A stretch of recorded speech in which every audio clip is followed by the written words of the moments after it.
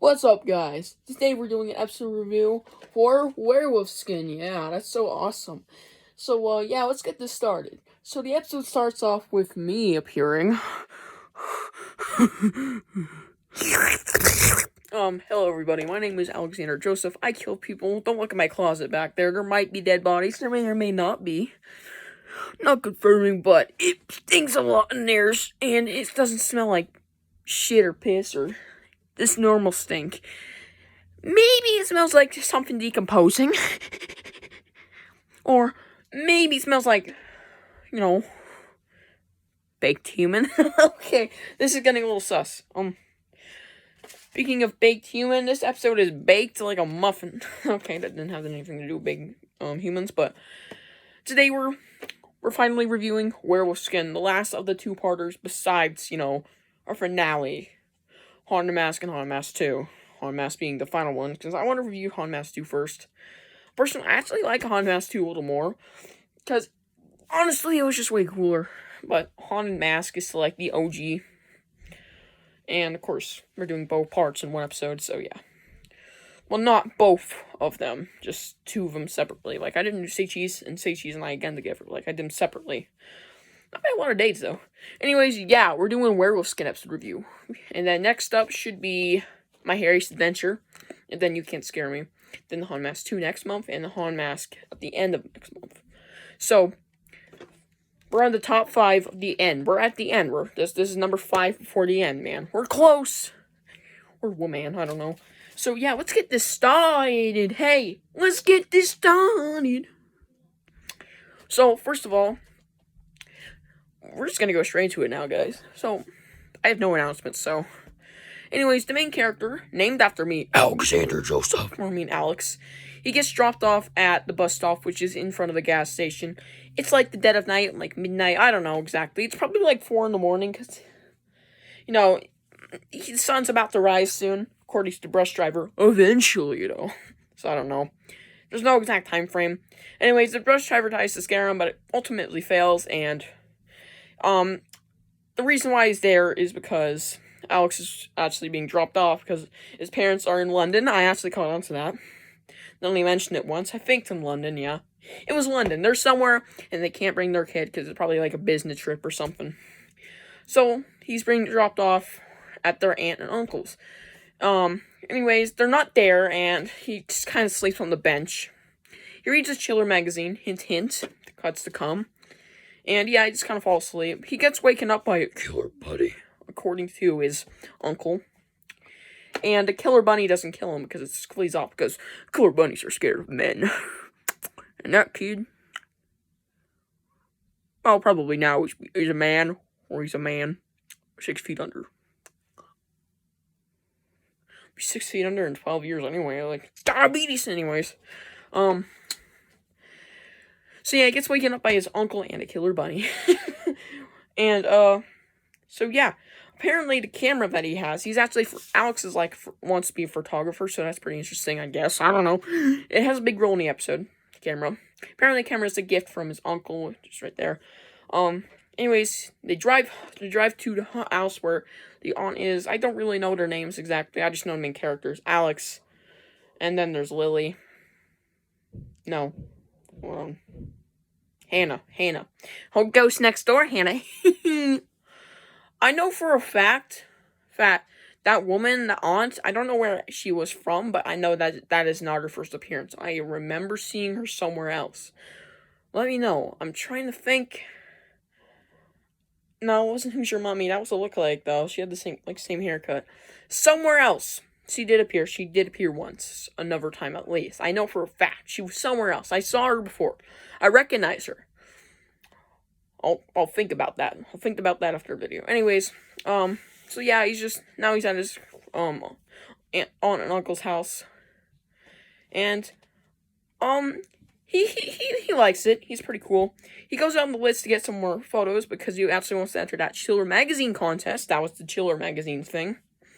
And there's a contest for $1,000 to get the creepiest photos. He did take a few photos last time. But he's looking for, things, creepy things. So he goes out in the woods. He doesn't find anything, really. But he meets a girl named Hannah, like we mentioned a minute ago. And she kind of gives him a tour, like, there's a rock, there's a tree, and there's a bird in the sky. Like, what a great guide. What an amazing forest guide. Like, she's awesome. She's so helpful. I don't know what that was supposed to be, but okay. Anyways, she kind of ditches him after she says it's getting late. She just fades out of existence. And now he's out here all alone. And then there's something approaching him, and before we get to see what he is, he's like, "That's no rabbit!" What the fuck? He thought it was a rabbit, and then it was not a rabbit, so he said, "That's no rabbit." And he just his ass out of there. He makes it home to the Marlings, which is actually their creepy neighbors. We never get to see, because there are no neighbors. Besides the other guys and gals. Not trying to be sexist here. Anyways, he tries to get open the Marlings, but of course it doesn't work. His mom's out there, and she just takes him home. She's very angry. She leaves to go for a very important research project. At midnight. I don't get it. Okay. Anyways, he's a little bummed out by that, and he thinks it's very weird. And, yeah, next day, at school, wait, am I skipping anything? I'm sure I'm not skipping anything important. Next day at school, the science teacher's giving a lecture about legends. And, of course, a legend is a myth. Something that people believe in because it's just reasonable at the time, or because it was told by...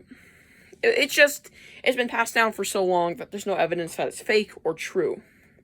True or false, Something like that. So, of course, the legend of Wolf Creek, that's actually where he is. It's actually Wolf Creek. I forgot to mention that.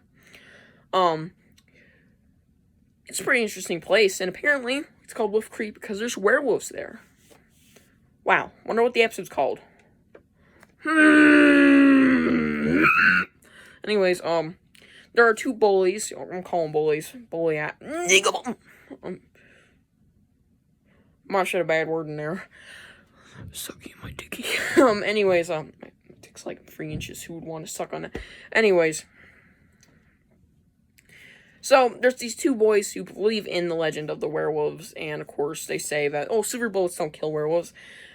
You actually have to bury their skin at midnight, and then the full moon's out. Like, what the fuck? I don't understand this, but okay. I mean, that's the legend for Wolf Creek, though. But that's just me, like... Anyways, the boys suck ass, and they call him chicken when he starts to talk to him, like, I thought you guys look very intelligent, but I'm surprised you just believe in something as silly as fucking werewolves. Anyways, he's like, okay, we can prove it. That tree, the knockdown tree by the Marlings? Yeah, meet us there at midnight. Of course, he meets him there like a fucking idiot. But of course, no, actually he doesn't, because at midnight that night, his room is locked, and his windows are literally, not even kidding, its window is a jail cell. There are metal bars. He cannot get out. So he's kind of fucked. He opens the window, after seeing something crawl out the Marling's house, which is actually just right in front of him.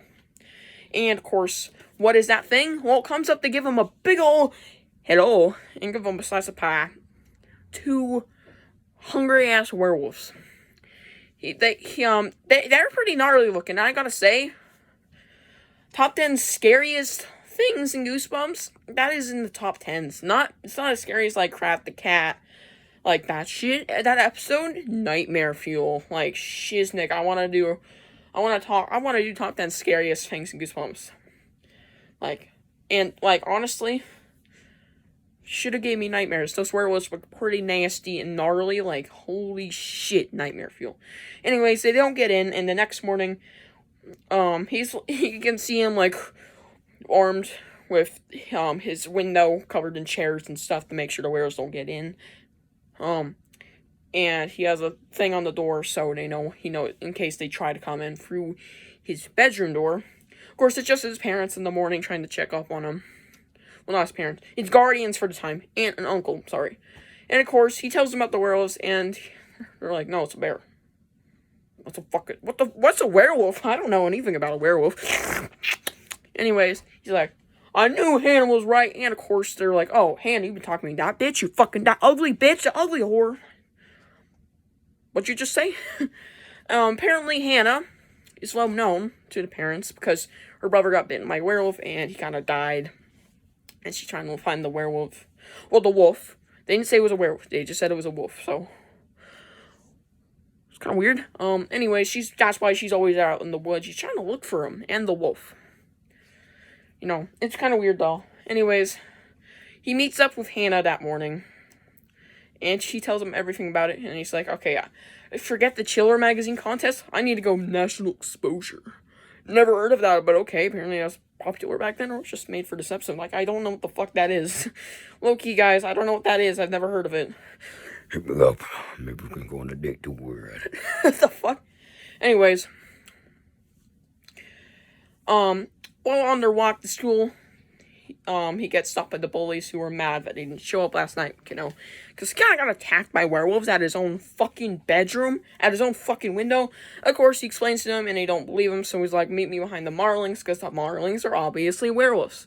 Or the werewolves just ate the Marlings, so nobody's heard from them. Or there aren't no Marlings, because the Marlings are his... Oh, shut up. Shut up.